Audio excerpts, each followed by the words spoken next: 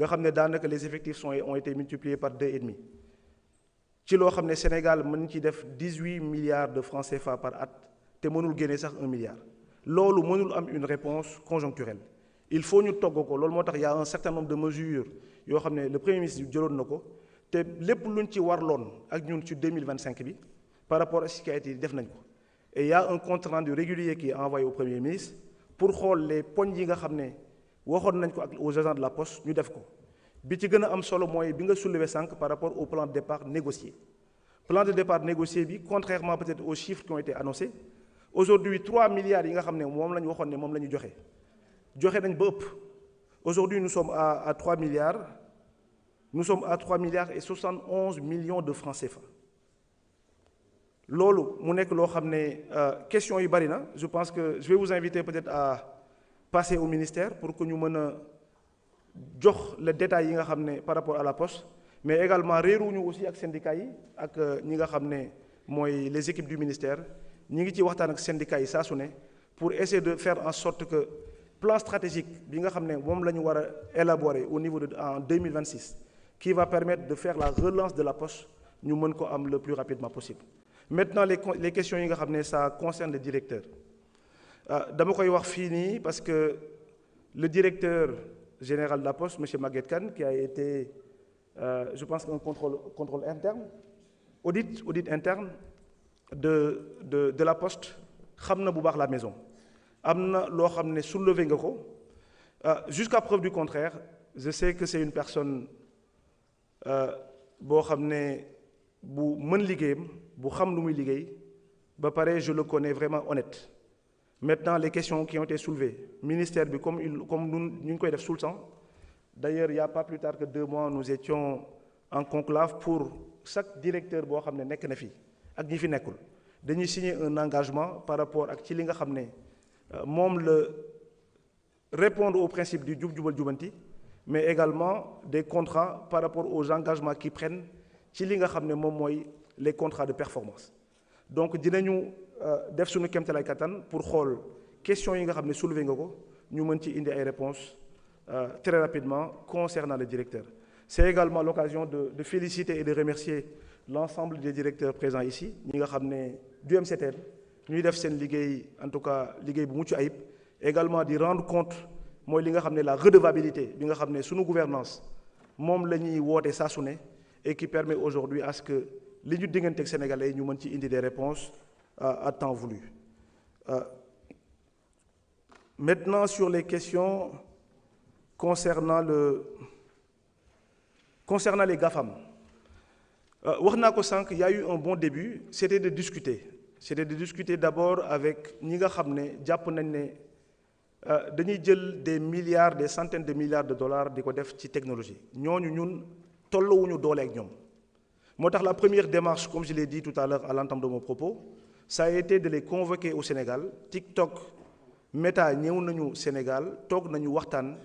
lépp li nga xam ne goulot d'étranglement la pour que les réponses efficaces yi nga xam ne mën nañ ko indi face à ces dérives là bi ci njëkk mooy loi bi moo tax loi bi bu ñu ko promulguer incha allah ça va nous permettre demain lépp loo xam ne ñu ngi koy jooy par rapport aux dérives que nous constatons sur les réseaux sociaux notamment des personnes vivant à l'étranger honorable député yu bari ci loolu lañ ñëw ñi nga xam ne ñi koy def nekkuñu Sénégal bitim réew la ñu nekk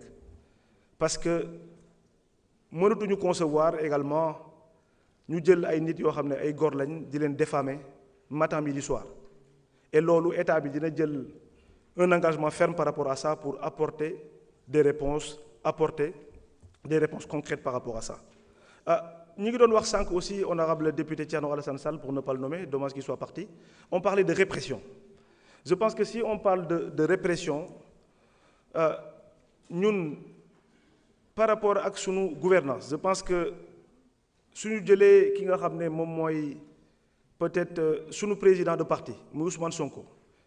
qui plus est le premier ministre de ce pays je pense que c'est la personne la plus diffamée la personne la plus calomniée dans ce pays bu fekkoon ne dañuy jël loi juste parce que dañu bëgg a topp ay nit wala dañu bëgg a diffamer ay journalistes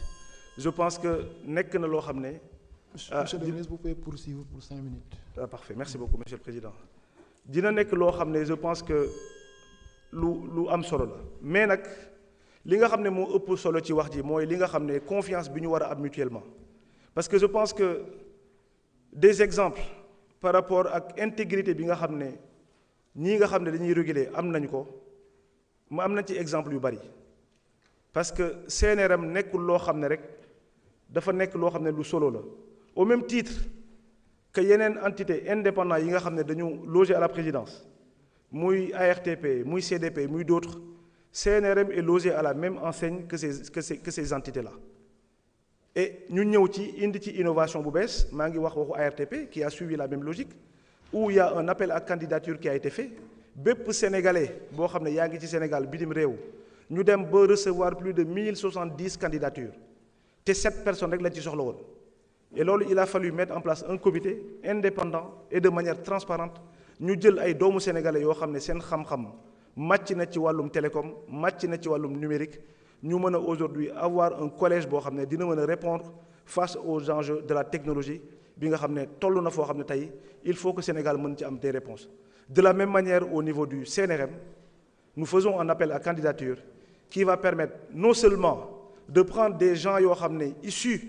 des milieux socio-professionnels qui ont été cités dans la loi mais également d'asseoir un niveau d'expertise parce que expertise boobu noonu lu am solo la par rapport au choix des membres parce que li ngay réguler il faut nga xam ko li ngay réguler il faut nga am des compétences même bu fekkee dañuy wax ne y aura quelqu'un issu du milieu de la presse en ligne presse écrite etc. il faut que cette personne-là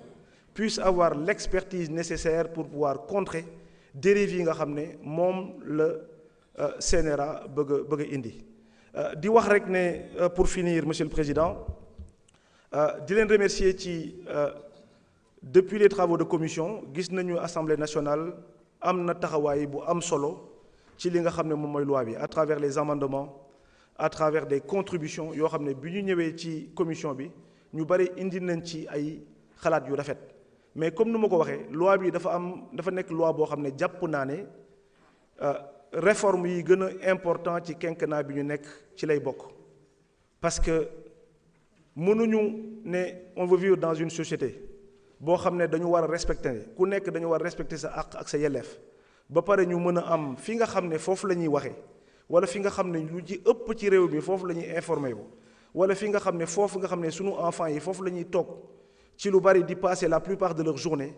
ñu bëgg ko bàyyi noonu comme un no man's land boo xam ne amul droit amul règle amul dara loo xam ne dañ koy état bi dina mettre en place pour que ñu mën ko réguler loolu je pense qu'il en va de la responsabilité de l'État et l'État s'est résolument engagé aujourd'hui pour doter de moyens sophistiqués pour que loi bi mu bañ a nekk rek encore une fois une énième loi le CNRM mu bañ a nekk rek benn énième entité mais ñu mën ko doter non seulement de qualité de ressources humaines de qualité benn mais ñu mën ko doter également d'outils technologiques boo xam ne ça lui va permettre de faire face à ces dérives que nous constatons face à l'évolution de la technologie pour mën a répondre efficacement ci li nga xam ne moom la ñuy jàkkoonteel en termes de dérives sur les réseaux sociaux et sur les médias de manière générale mu am beneen élément boo xam ne bëgg naa ko yokk passe à la responsabilité parce que sanctions yi ñëw nañ ci dem nañu ba les sanctions graduelles boo xam ne dina dem 500 000 à 2 millions de francs pour les presses écrites et presse en ligne de 5 millions de francs à 20 millions pour les télés les radios et les plateformes numériques à l'étranger de 100 000